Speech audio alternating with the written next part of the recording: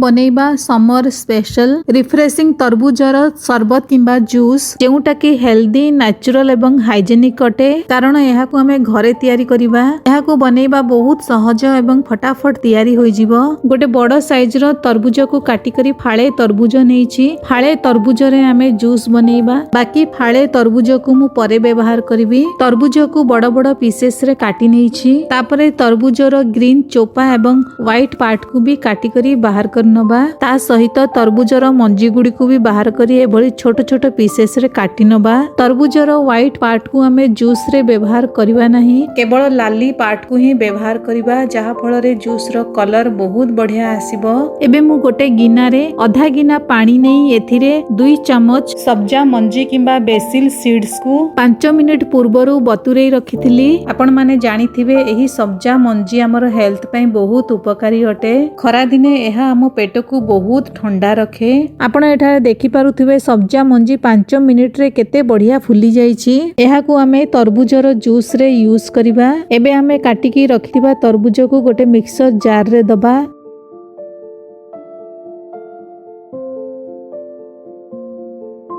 चीनी बदल रे मु एठारे नेचुरल मीठा पई 15 रु 16 टा अंगूर भी ऐड करिछि। ता सहित बढ़िया फ्लेवर पई 5-6 टा पुदीना पत्र भी पकेइछि। एथिरे आधा छोट चामच कला लूण भी देइछि। तापरे मु एथिरे आधा छोट चामच रु टिके कम चाट मसला भी देइछि जहा फल रे जूस रे गोटे बहुत बढ़िया चटपटा टेस्ट आसीबो। आपण चाहिले चाट मसला को स्किप भी करि परिबे। गोटे छोट चामच लेंबू रस भी देइछि। एबे हमें एही सब को बिना पानी दे ग्राइंड करी नबा। एठारे मु तरबुज को ग्राइंड करी नेइछि। एबे हमें ग्राइंड करी रखिथिबा तरबुजर जूस को गोटे छणा रे छाणी नबा। एठारे जरूरी पॉइंट मने रखिबे तरबुज को हमें कंटिन्यूअसली ग्राइंड करिबा नाही, नहले जूस रो कलर टिके डार्क होई जिवो। सेथि पई आपण एठारे देखि पारुथुबे तरबुजर किछिटा पीसेस भी रहि जाईछि। तेबे तरबुजर एही पीसेस को हमें पुनी थरे एही तरबुजर पीसेस को हमें मिक्सर रे ग्राइंड करी नबा।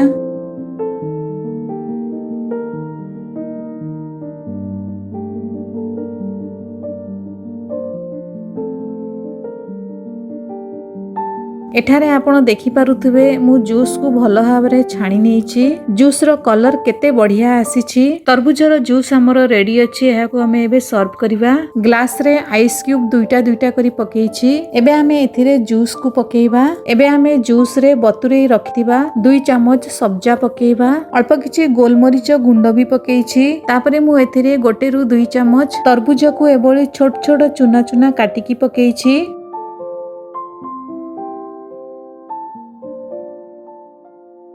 लास्ट रे पुदीना पत्र रे मु यहाँ को गार्निश करी नेइछि। जदि आजिर रेसिपीटी आपनकु पसंद आसिला तेबे निश्चित भावे थरे ट्राई करिवे। समस्तंकु बहुत पसंद आसीबो।